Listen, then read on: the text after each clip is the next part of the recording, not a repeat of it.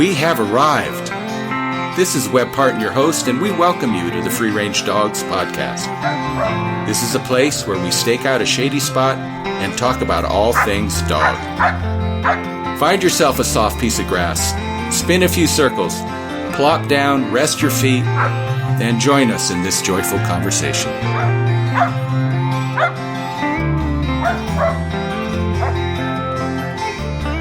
Hi, this is Webb, and let the folks know we're talking to Pete Loebach today. And Pete, how are you doing out there? Hey, doing good, Webb. How are you doing? I'm doing very well. Thank you for talking with us. You and I had a phone conversation, and it's been a couple weeks back, and it was a pretty common phone call that I get a lot. And the history is that I had trained a dog for you, and I think I was on the road. Was I in Salt Lake somewhere? In Utah somewhere? Yeah. Okay. Salt Lake City, and I just checked. It was 2014. Well, wow. That's back a ways. So your dog's name is Adobo, and he was a Vizsla or a Vizsla cross. Refresh my memory. Vizsla crossed with English Pointer, and I'll add both of his parents were from field trial lines, so lots of drive. Oh, so that boy's got some run in him, huh? Yeah. Okay. Well, you had seen me for snake work, and we did aversion training for snake. And you called. You had been on the trail with him. You live in Colorado now, and he found one. You want to tell us the story? Yeah. So we were hiking in the evening, like right around sunset time, and there had been this hot spell, so we were having really hot days in the 90s, and then at sunset it cools off to a pleasant temperature. We were hiking up this trail that the sun was really hitting, and he had been outrunning ahead of me, and I come across a switchback, and there's a good sized snake with a diamond pattern stretched right across the trail. From my perspective, I wasn't sure if it was, one of these other breeds of snakes that, have a similar pattern to a rattlesnake. So I was kind of sizing him up, seeing if there was a rattle on him. And at that point, Adobo came back into my view, like kind of backtracking towards me. So we're at this point, the rattlesnake is what turns out to be a rattlesnake is about 30 feet in front of me. Adobo is another 50 feet. And then, I start yelling, and my instinct was to yell Adobo no, at which point, he starts to come trotting towards me. Yeah. And gets closer to the snake, at which point the snake starts to move. And he then, sees it moving, and that registers with him. And I'm getting more agitated, yelling at him more and more. He keeps moving on the snake with his nose to the ground, and I'm pretty frantic by this point. At which point he, for whether it was reacting to me or the snake, he took a few paces back. And he might be, 10, 15 feet back of the snake, kind of standing there. And the snake at this point is full on coiling and rattling and facing off directly with Adobo. And so I guess my initial reaction to reach out to you was he didn't react in the way that I recalled back in 2014, when by the time we had gone through the last drill, if he catches just the faintest whiff of the rattlesnake, he would tuck tail and try and run 50 yards away from it. That wasn't his reaction here. He was semi-engaging with it, it seemed, until he backed off just a little bit. So that was kind of my concern, is whether we should have a refresher with the rattlesnake training, or, so I was a little uneasy with the whole scenario and wanted to run it by you. And that's a very common scenario. And I get that call a lot in multiple forms and iterations. And so what I typically do is I listen, and I'll let the folks tell me the story. And what's going through my mind when I hear that is I'm wondering, what direction was the wind blowing? Because it sounded like he didn't have a very good scent cue, and he was trying to establish what it was.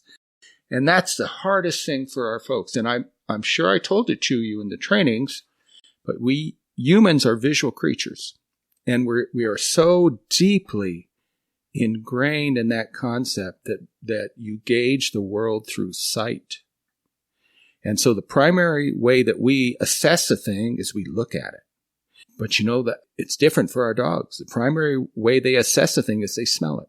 So even if a dog comes in, he's not going to react to a thing. Dogs do not see rattlesnakes. When they're laying there still, they're just a rock. And their grayscale eyes, they're just a rock. And unless that thing moves, they have no ability to discern it. So once it moves, and there's a curiosity about it, or even a concern about it, then they try and establish a scent cue so they understand it. Now, this is a question I always ask folks when I hear those various stories. And the question is, did the dog get bit? Because if a dog wants a thing, they're on it. You know, if they see a lizard, that lizard is gone in a nanosecond. If you drop a scrap of food on the floor from the table, it's gone in a nanosecond. So did the dog get bit? And so particularly a dog like Adobo, because he's very aerobic. You know, he can move, and he's high off the ground, and he's got the genetics to be agile and to have prey drive and to be focused on those sorts of things. And so when you asked me that question, then we had a conversation. And what folks are looking for, and I'm sure what you were looking for at that moment, was reassurance. You wanted to know, well, is it still there? Does he have it? Is he okay? And, you know, I went a lot of years. The term is recheck, retry, retrain, there's a lot of euphemisms that the limited amount of people that use this work do. And, you know, early on, and bear in mind, I'm 40 years in on this. In the early days, we weren't, but, you know, in speaking in broad terms about trainers, but me specifically, I wasn't very good at it. And there was a lot to learn. And I remember when I first started doing aversion work, a trainer in Tucson, Glenn Seal, who'd been a German Shorthair pro, and he worked out of Marana, which is north of Tucson, and he was the only guy that did snake aversion work. And in those days, we didn't have the modern technology we do now. And that being collars that had rheostats and allowed you options. What you had to do when you're doing training is you had to choose a plug that went into the collar unit on the dog. And that plug could be a 1 through 5, 5 being the strongest. And 5 was severe. And you know, first impressions being the most important, the logic then, and the logic that Glenn expressed to me was that you go with the most severe and you provide the strongest correction because you get one shot at it. And with the technology at that point, that was the case. You got one shot at it. And so we used very strong plugs. And I remember Glenn taught me how to do that. And I was so young. Pete, we were, you know, my wife and I were just kids coming up, and we had started a training kennel for gun dogs. And Glenn had been a pro for a number of years, and he and his wife, she was a nurse, and, you know, typically dog trainers don't have retirement plans, and other than to work till you die and be poor. So what they had done is any money they could squirrel away, they had put into building kennel runs. And they set up a pet boarding business, kind of before that was really a thing. So people wanted to leave town and go on a vacation, whatever. They had, these nice, pretty posh kennels inside, outside for you to leave your dog. And it was, knew it was taken care of and with people who understand how to take care of them. And so Glenn told me, he said that he got $8 a day for boarding a dog. And he got $10 a day for training it for gun dog work or for campaigning it on the road in field trials, which is 20-hour a day, heavy, hard work. And so he said when he did the math, it was no great Einstein move for him to figure out that he really needed to stop the training and to take up with the boarding, which he did. And so he stopped the gun dog work and he just did snake aversion work, and they ran a boarding kennel. And he was a very dear man to me because, my wife and I were just kids coming up, and he funneled all that gun dog work to me. Really, put us on the map and established us. And so I had been taught by Glenn how to snake break. But I didn't do that until he retired from it. I didn't want to compete with him. But I did do our dogs, the dogs that came in for training. And I know when I first started, I'd gone through and Glenn had showed me how this stuff worked. And a friend that has an arena, roping arena, there in the little town where I live in southern Arizona, he put the call out. And for 3 days, everyone came. Everyone brought their dogs. And for 3 days, he and I just snake broke dogs. And what I was doing was trying to learn, And we used very high levels of stimulation. And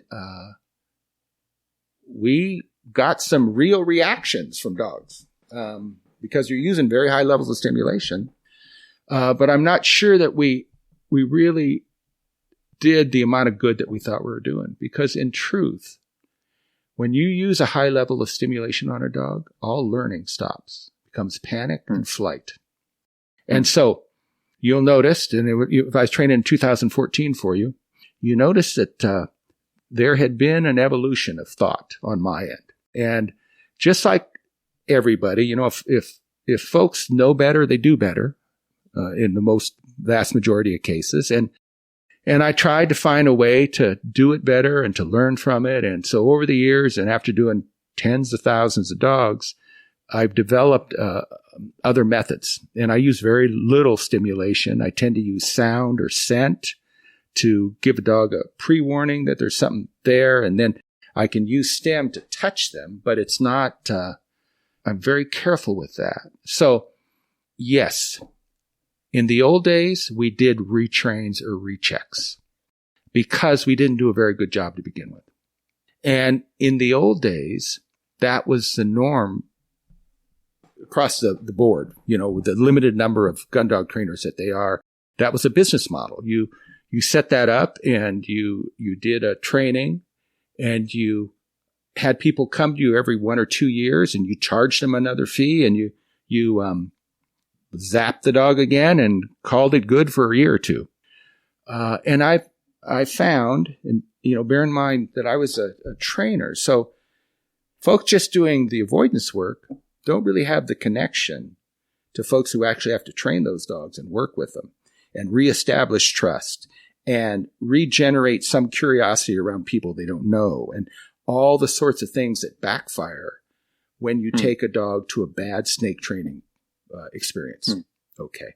And that's why I'm so very, very careful when I work with dogs and a group of dogs in an aversion class, because in dog training, the purpose is to have everything in the dog at the end that was there at the beginning. Okay. And I don't want to make a dog afraid. I want to make them pragmatic. I want to make them intentional. I want to give them the tools they need to understand how this works and what it is that they have to avoid. And the truth is that they're just like us. They don't get stuff right away. They get confused. They don't understand. And so that's why when I do trainings, it's layers of stuff. And that, with me, if you come to one of my trainings, it's typically 4 to 6 dogs, and I'm going to have you there about 3.5 hours. And that's because we spend a lot of time making sure we don't lose the dog, and we give them the space they need to assimilate those layers. It's like Tom Sawyer painting that white picket fence. You got to let the layers dry in between. Okay. Mm-hmm. And so, and I tend to be very calm and patient. I tend to be slow about it because I want to see the dogs almost bored. Because when they're bored, they're not afraid.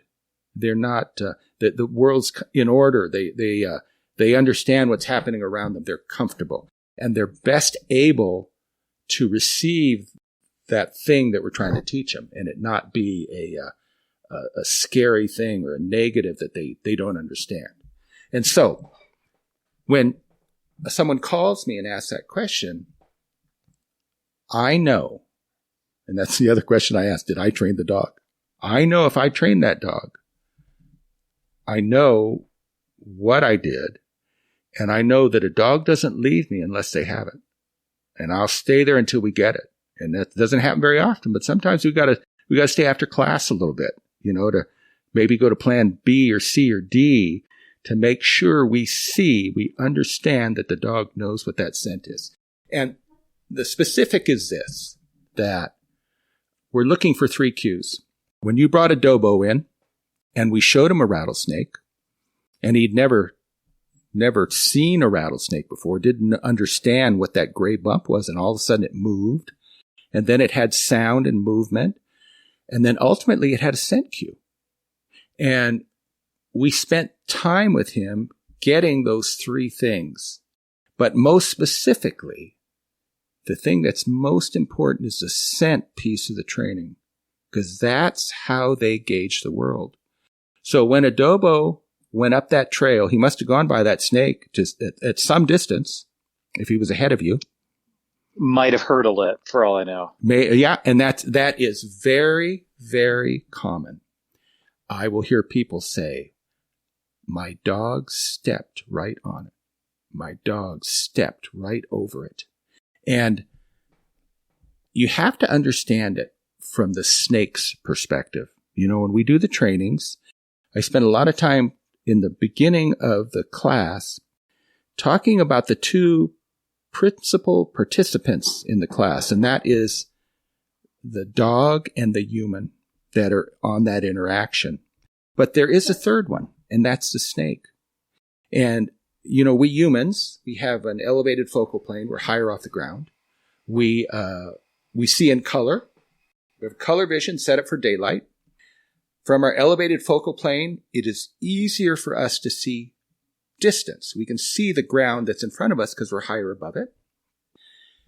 Because we see in color, it's easier for us to see shape. And when you think about it, when you've seen a rattlesnake, the first thing you see typically is a color pattern. And you had mentioned it just earlier when we were talking. You said that you saw a diamond pattern, if my memory serves me.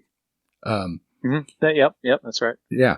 And we humans, we're born with a shape index in our brain. So even a child from Antarctica who never seen a rattlesnake comes into adulthood, never seen a rattlesnake. When they see that shape, there's a primal response. It's genetic. There's something about that shape that generationally we humans know is dangerous.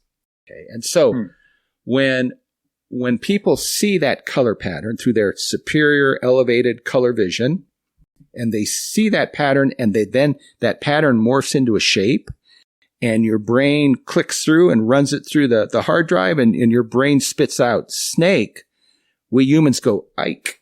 All right. And so we humans are different. Now, our dogs don't see shape. Our dogs are lower to the ground. Their eyes Adobo's eyes might be 3 feet off the ground, maybe. But the little guys are much, much shorter than that. And so it is harder for dogs to see distance. Our dogs are born with grayscale vision that's best for night viewing. And their eyesight is set up not to catch shape, but to catch movement. So when a dog comes on a gray bump, which happens to be a rattlesnake, and that's probably what Adobo leaped over as he was heading down the trail in front of you, if he was wrong to the wind on that, or if there wasn't wind, or for whatever reason he did not get a scent cue, he would have gone right over the top of that snake and never known. And that grayscale thing, the only way our dog sees that it's a snake is that it moves. It has to move. And what you described to me is that he came back towards you and he cued on that thing, because at that point it was moving, it was making a sound. And he was probably wrong to the wind on it. And that's why he went in. And the thing to watch is, where was the dog's nose? Was it high off the ground? Or was he holding his nose right down toward the ground, right in the scent stream coming off of that rattlesnake? Because that's the other thing we humans don't get. You know, we assume that when a dog is standing beside a rattlesnake, they can smell it, and they can't. That scent cue is only as big as the thing that generates it at the point of inception. So that little gray bump that happens to be a rattlesnake, that scent cue, that zone of infused air that is moving off of that cube and heading downrange, is 5 inches across and 3 inches high. So that scent cue, if it is available, is going right over Adobo's feet. It's not getting to his nose. And so when you saw him come in and you said he was at 15 yards or 15 feet? When I first saw him. Yeah. I first saw him and he must have been 30 feet off of it and closed the gap. Yeah, so about halfway. Then when he saw it, he must have just been 10 feet away and saw it like moving, at which point he put his head down again, a handful of inches from the ground. Right. Which makes your description makes a lot of sense, but to the person observing it, it looks like your dog's trying to engage with it, trying to like get down to its level, but it fits really well with your description that he was getting right to that level where he'd be able to get a smell off of it. And in point of fact, he was trying to engage with it, and he was trying to get down to its level, because that's the only way he could understand what it was. Just like us, if you hear a sound, you make a decision. It's fight or flight. So you hear a sound, you're in a dark place and you hear a sound, and either you are panicked by it and you cut and run, or you focus on it and you want to assess what it is. And what that typically means is, and just like dogs, when we humans hear a thing, we know about how far away it is. We know about where the sound came from. In fairly specific, you can place a sound. Now, that same thing works for a dog. When they smell a thing, they know about where the smell came from. Pretty close. And they certainly know the distance, how far it is away from me. And so they know that if there's something there and they want to understand it, and at this point, Adobo is looking at Dad, and Dad's having a conniption, and poor Adobo does not understand why Dad is so upset, but he's obviously trying to communicate something with me, and I want to go back to him, but I can't because something's right there in front of me, and I think it's moving, and I think it made a sound. I think it did. And so the logical thing from Adobo's standpoint, from his perspective, would be to lower his head and approach the snake, and you'd see him like a weather vane. He would go in, he'd try and assess the direction of the wind, and he would slide his body one way or the other until he was straight downwind from that thing. Now, as he approached it, he knew about where it was. That's why he lowered his head and came in, because he was trying to find it. And he could come fairly close because he knew he wasn't close enough to it that it could reach him, and and that makes complete sense in a dog's culture, in a dog's world. But to us humans, it looks awfully like, my gosh, they're going to go in and put their nose on the thing. Okay. Yeah. I mean, he's, at this point, 3 feet away from the thing, just right there. Yeah. And he probably came in, wrong to the wind and didn't have the wind right, was trying to find it. But what I hear when I hear that, some variation of that story is, I know in point of fact, having exposed dogs to a lot of rattlesnakes, early on, and seeing the before and after, that if a dog wants a snake, they're like a torpedo going at it. You can't stop them. And I've had dogs drag me right on the ground trying to get to a snake when they see it. So if they want a thing, it's nearly instantaneous. They are on it. They have it. And that is, that's hard for us humans to separate the two, because we don't think in those terms. And the truth is, if Adobo wanted that snake, he would have had it before you'd even have time to think about it. He would. Yeah. I mean, if it's a squirrel in my backyard or a rabbit or even a little lizard, it's done. Flash. And he's strong, and even in his old age, he's strong and powerful enough where, he can really, really move on something fast and powerfully. Right. So when I hear that request, what I hear is someone who's really concerned about their dog and uncertain about, geez Louise, are we okay to go out again? Is it not there anymore? Did it not take? Did it, ad infinitum?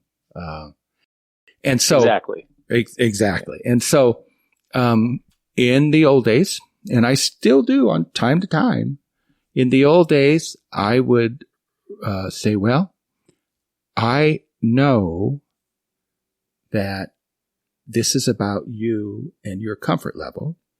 And I know that there's nothing I can say to you that's going to make you feel the confidence that you had before that incident happened. So I'm going to be training at XYZ on XYZ date. If you want to come by, put a snake on the ground, you can bring them in and see what you got. And so I have the benefit of having made that offer 500 times. I don't know. I don't know how to gauge that. I believe it. Yeah. Okay. And I have seen dogs that, and there was a caveat there, because I told you in the beginning I wasn't very good at it, but I got better. And at some point I got pretty good at this kind of work.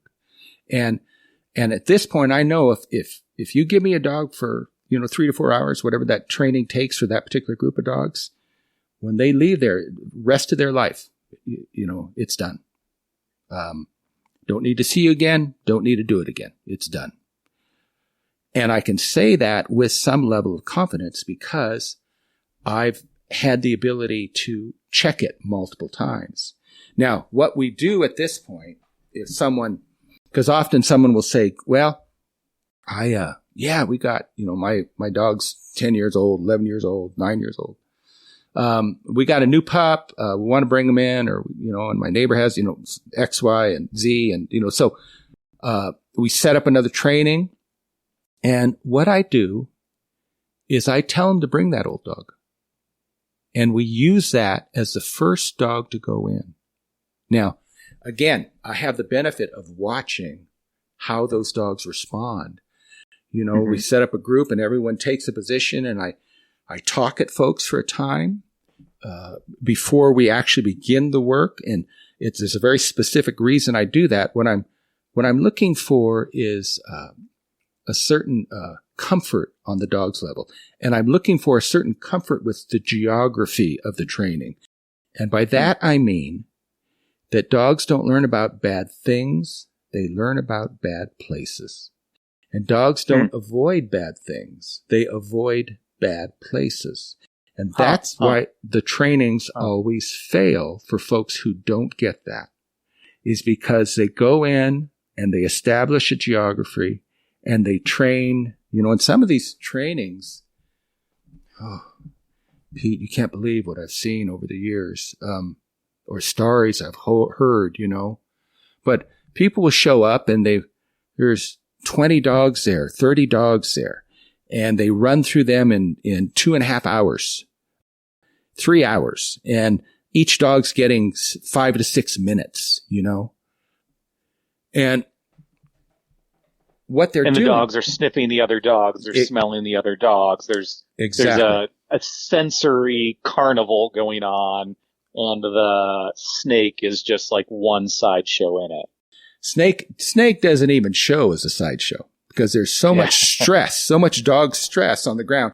That dog comes in and he's like, oh my gosh, what the heck happened here? And often these folks don't have it's dangerous to handle rattlesnakes and to defang rattlesnakes. It's a dangerous thing. And my wife is a counselor, and she's had the discussion with me. She says, she says, you really need to examine your relationship with danger and adrenaline. And what folks will do. So there's Pavlov being studied here as well as Freud. Exactly. And so, what folks will do is they will glue the mouth shut with crazy glue of a rattlesnake, or suture it shut, or staple it shut, or tape the head up with tape, or little bags with Velcro on it, or, everything you can imagine people will do to avoid going in and defanging the snake and rendering it safe. So when that big mass training takes place, the snake isn't even operating normally because his head's in a bag and he's sort of like a goldfish on the ground, not laying right. And so those dogs just don't get a chance. And those trainings always fail because of that loss of that connection to geography. They know after going through that, A, get nervous when there's a weight put around your neck. B, be very, very suspicious of the human putting the weight around your neck. And C, never go to that piece of geography ever again as long as you live. So that's what the dog gets at. If you get very, very lucky, they have a little bit of a connection to sound. Very, very lucky. But typically there's so much else happening that they don't even get that. So, I try in my trainings to be very specific. We go through and we address geography from the get-go, and we have a conversation. And I always tell my folks, there's a method to my madness. And what I'm doing is I'm watching your dog. I need to see them settle in. I need to see them get comfortable with the other dogs in the group. Because we in our limited human way can teach dogs things, but that's not how they learn the best. They learn the best from other dogs. They'll tolerate us. They'll placate us.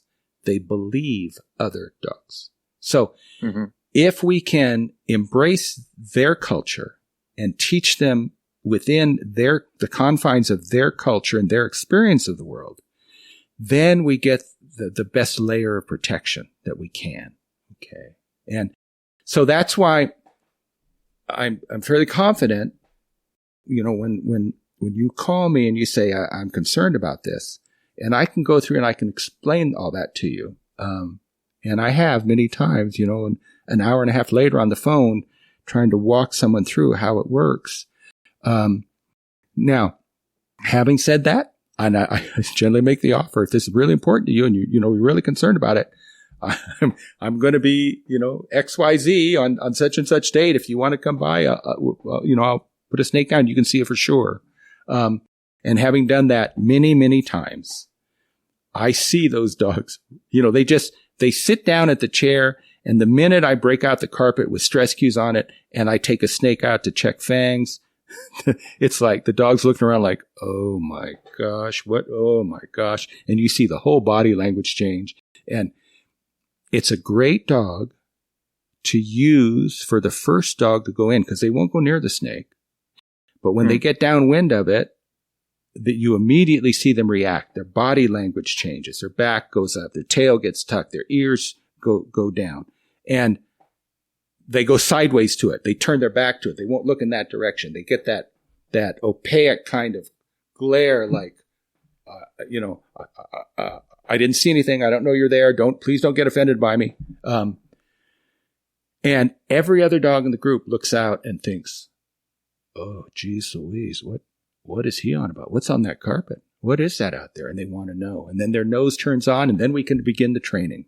And so there is a process that I use, and I do the best I know to do.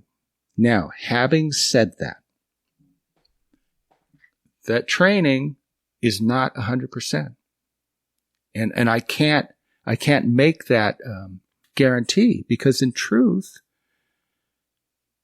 a dog comes in on a silent, hidden snake wrong to the wind, doesn't get a scent cue. Snake has already been agitated for whatever reason. And I had started to talk about the perception the snake has.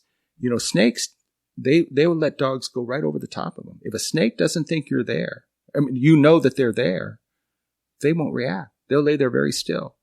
And there's stories I tell in training about stepping on rattlesnakes myself and watching people step on rattlesnakes, watching dogs step on rattlesnakes. The snake will lay there completely still and let you go away.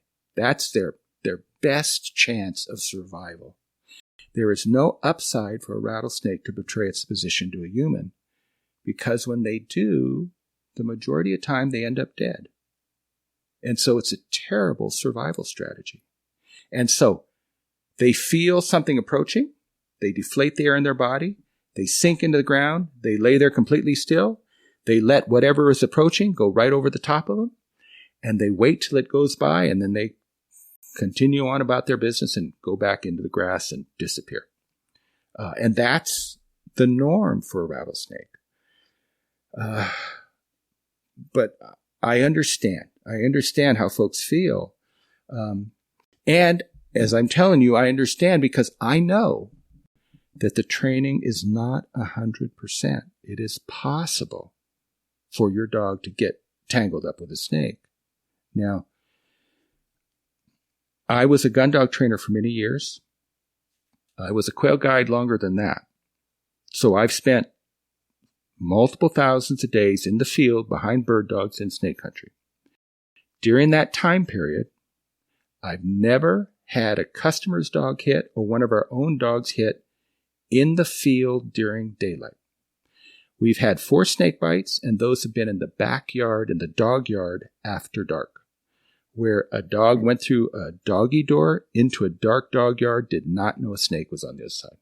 Now, during that same time period, I've been with dogs in the field during daylight 36 times when they should have been hit by a snake. I've literally watched dogs cartwheel trying to get off of a snake. And all of them avoiding the strike. They move so quickly. And so that's the important thing to keep in mind, because yes, scent is the most important thing. And yes, that's how they verify the world. And that keeps them the safest. But scent is an ephemeral thing. It comes and it goes. It's predicated on the temperature of the air, the humidity in the air, the direction the wind is blowing. And so there are portions of any 24-hour cycle, during any day-night cycle, there's typically a portion of that time when scent is not available to the dog. The best bird dog in the world at noon at 95 degrees cannot smell a quail. When that air dries out, the water molecules aren't there anymore to carry the scent molecules to carry that scent to the dog's nose.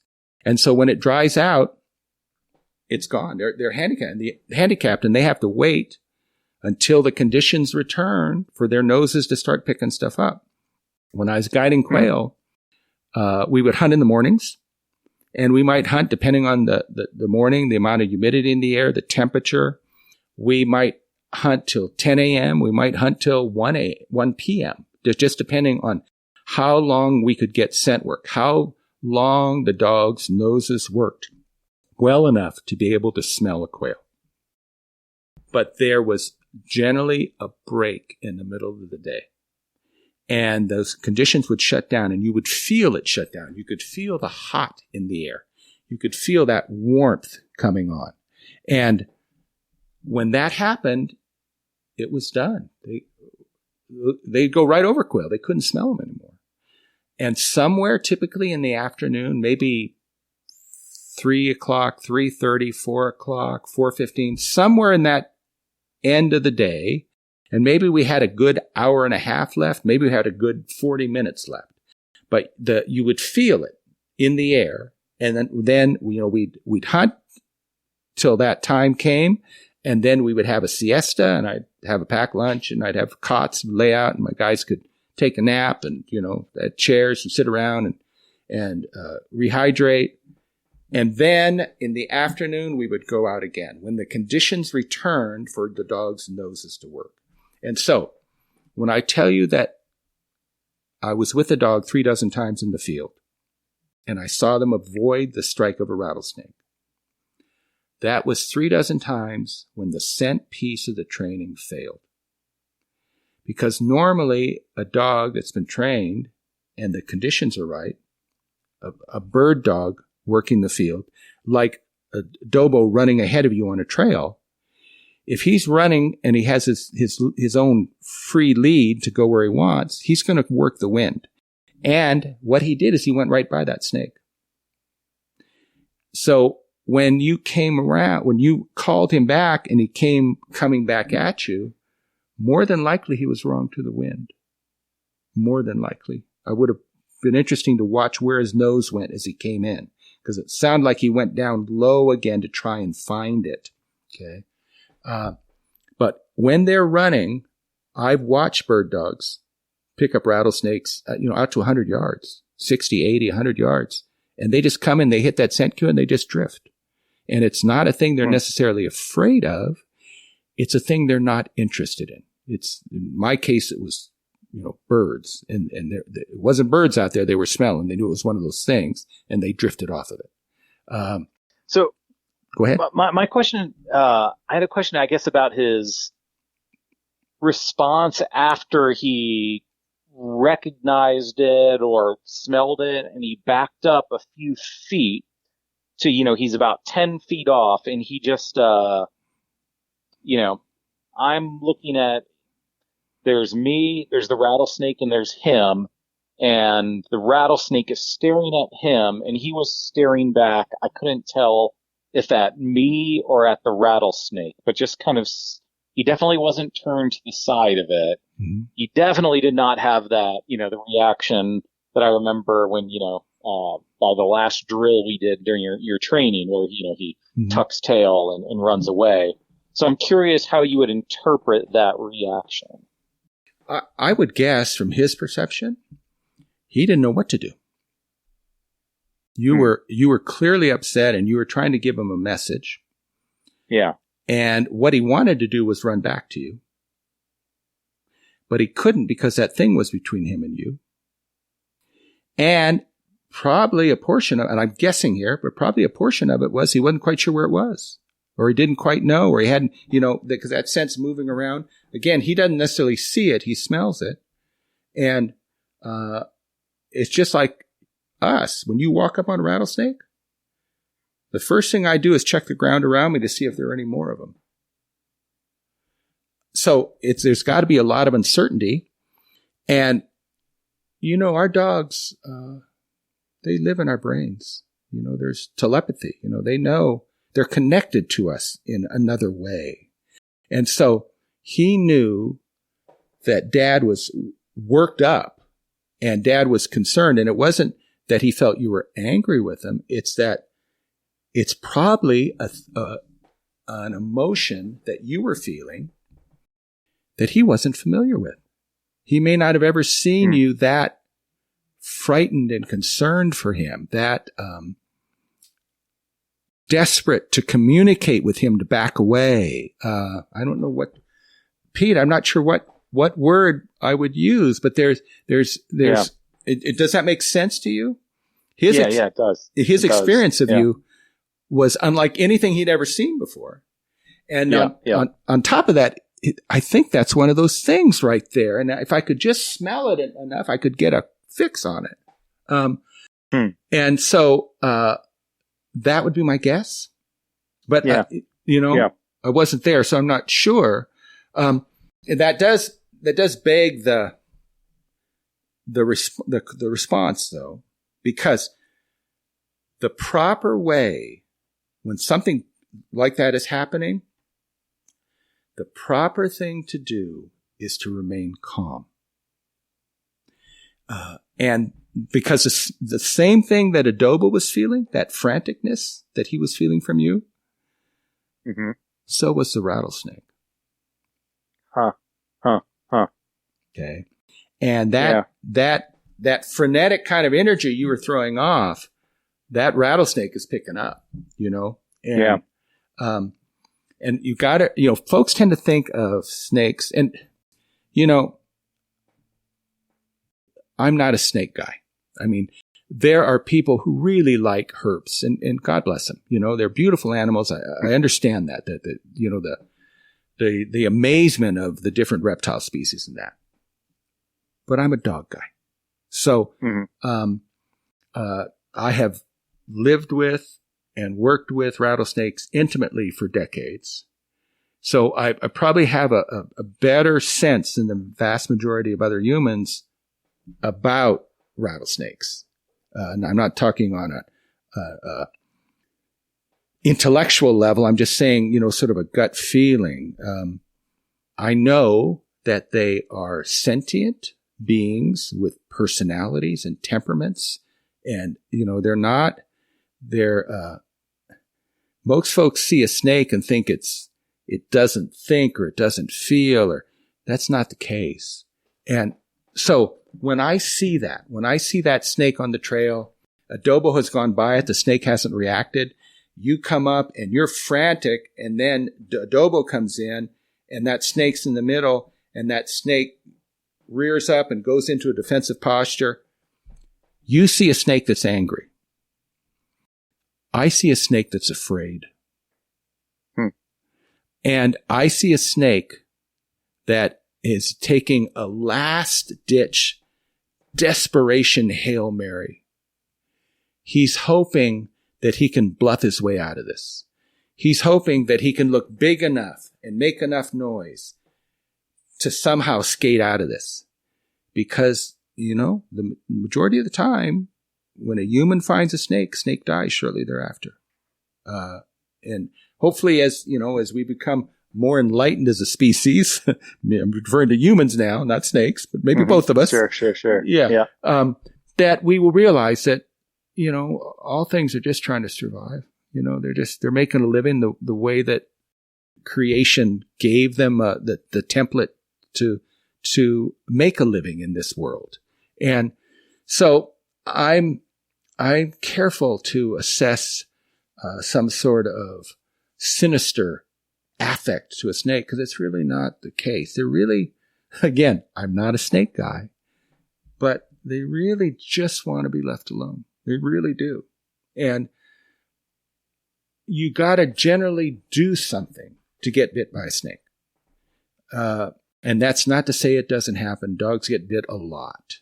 But that dog that gets bit is typically one that hasn't been trained, and they come right in and they go to put their nose on that gray bump that's making a hissing sound and moving. That's why they get bit. And what it is a snake striking them, trying to get them to back away long enough so that the snake can get into some cover or get back or get in a hole or get under a rock, or it's an escape strategy. So, well, I'll remember the first, I remember the first drill we did, and when Adobo saw the snake moving on the tarp for the first time. Mm-hmm. And his reaction at that time was he was barking at it. Mm-hmm. He was barking at it and pulling on the end of the leash, which was quite a bit different. So while he might not have had the reaction of tuck tail and run away and get cover, he wasn't barking at it and engaging it in this kind of aggressive way, at least is my take. Mm-hmm. And he was barking at it to get to it or to warn you? Oh. At the training we're talking about? Yeah, at the training. I think to get to it. Okay. And I think you had him on the leash. Yeah, I would. You had him on the leash. Had hold of a check cord, yeah. Yeah, you had him on the leash and got to it, and we saw it. He kind of like, he had a little bit of a jump, and then he was just barking at it. Yeah, he was going to go get it. Yeah, that's how I took it, that he wanted to go at this thing like it was a squirrel. Well, could be a rattle-tailed squirrel. Yeah. Now, your observation... So I'm contrasting those reactions. Mm-hmm. But your observation was through a human context. Because when you saw him go at that, and you perceived that he cued on that snake, because you could see the snake, and you perceived that he heard a sound because you could hear a sound. But on that carpet that he was on, and the reason why I use that carpet, and I've trained tens of thousands of dogs on that piece of carpet. I've had it for probably 2.5 decades. And I have never washed it. Okay. So it's been, stress cues from the paws of dogs, defecated, urinated on more times than I could count. It is saturated with canine stress cues. And so if you walk into a room and there are 10 people speaking 10 different languages, the only voice you hear clearly is the voice speaking the language you understand. And I'm going to guess that was probably Adobo's initial reaction, because he came in and there was a snake there, and there was the smell of a rattlesnake, and it was moving a little bit and it was making a sound. But man, there was dog smells on that carpet, and they were sending him messages that we humans will never know and can never understand. So he went in and he barked at it, and he might have gone at it and tried to grab it like a squirrel, might have. But the reason why I use that carpet is to slow that down, because when they come in and they hit that, they smell those dog cues. And the way, remember we talked about dogs living in a world of geography, okay? The way they define that geography is through scent, through chemical process. Urine, feces, saliva, perspiration from their feet. Okay. And so they leave those cues all around the place where they were stressed. And so Adobo was getting a lot more than just a rattlesnake on a piece of carpet. And though I've seen it thousands of times, I really can't tell you for sure what he was getting, other than I know it was much more than that. So the barking might have been his frustration, but it would only be a guess on my part. But that's why we do the training we do in those layers, and we bring them in, and we use sound cues, we use scent cues, we use geography when we're doing the training, all of the ways that a dog relates to the world. And then we take them all the ways. We go through and we do those layers until we get to just the smell of a rattlesnake. That's at the end. That's where we're at. And I want them to come in and smell just the smell of a rattlesnake and show us that they know what that is. And that's why we're there 3 to 4 hours, because that takes time to put those layers down, and then to let the layers dry in between. If you just tried to rush a dog through, and we began by talking about some of those trainings, you know, where you have 20, 30 dogs in 2.5 hours. You know, they just pull a dog in and just hit him with a real high level of stem and fall back and drag the dog back in and hit him again and walk back to where the owner is waiting and hand him the dog and say next. And that dog doesn't know what the heck happened. Had not a clue what happened other than they don't ever want to do that again. And, and, you know, mom and dad can see that. But mom and dad don't have the context or experience to understand what their dog was getting in that process, you know? Yeah. Okay. Does that make sense to you? Yeah, it does. Yeah, okay. It did. Yeah. Do you have any specific questions or observations? Anything that we didn't, that's, you know, still doesn't make sense to you? I don't think so. I think that's really illuminating on what was going on there. Yeah. Well, just remember that when it happens again and you see that snake in front of you, the best thing you can do is assess where Adobo is, go sideways so that the snake's not in front of you, and so Adobo has a way to come to you. And what I would do is, I don't know that I would even call him towards me. I would change my line of travel. So he would have to cue of you and then fall in beside you in that new line of travel. And calmly, relaxed, with no feelings of concern or apprehension, I would walk him away from it. Remember, everything you feel, your dog feels. And if he doesn't understand that feeling, if it's not something he's experienced from you before, gosh, it's got to be confusing to him, you know? He doesn't quite know what to do with that, you know? And that's how dogs get hurt. Yeah. That's helpful. Okay. All right. And if you get in trouble again, do not hesitate to call me because I will help you in any way I can. Okay. Yeah, I really appreciate that. Okay, Pete. All right. With that, because we've chewed on it for a while, and probably way more than you wanted to hear. But I tried to be as deliberate and as complete as I could be, because hopefully this will be able to help other folks in the future as well. So with that, I want to thank you. And how old is Adobo these days?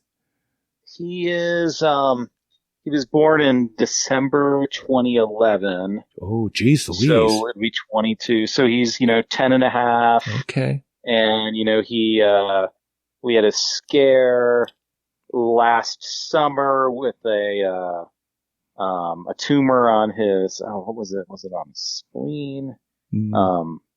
Yeah. And the whole spleen, we thought we had, that we were on borrowed time at that point and just had a few months. So I'm just glad that we still have him today, but he's on the prednisone and he's still living with some lymphomic cancer. So no doubt he's diminished in some ways at the same time that he's still a driven dog that, can run 15 miles per hour down a trail for several miles. Well, they are a blessing. And, they tend to leave us when they choose to. So, I mean, I've had dogs that, were given death sentences. They think, this is endocrine cancer. This gets gone. We might as well just do it now, live a year and a half. So you just, you just have to trust that they know best and they can figure it out. And when they need to leave us, they will. But until that time, just trust that they're going to be okay and enjoy them while they're with you. Yeah, no doubt about it. Yeah. Well, Pete, I thank you for spending the time with us this evening. Yeah, thank you. Thank you, Webb. Thank you for the training. And this was really enlightening and insightful. I really enjoyed it. Okay, very good. All right, with that, we're going to wrap this up. I hope you folks out there have that same sort of bond with your dogs. that you're out on those trails and you're running them and you're valuing that time that you have with them. With that, take care and go out and have some fun. Thank you. If you liked this episode, I invite you to visit our website, freerangedogs.com. It's where you can find the stuff you need to live the free-range dog lifestyle. I want to help you with that. Book a consultation call or an in-person training, attend one of our ongoing events, or join our online membership program. We got it all on freerangedogs.com. All right, it's time to head back to the truck and the water bucket for the thirsty dogs. This is Webb Parton signing off, wishing you the boundless joy that comes when you share the outdoors with your best friend.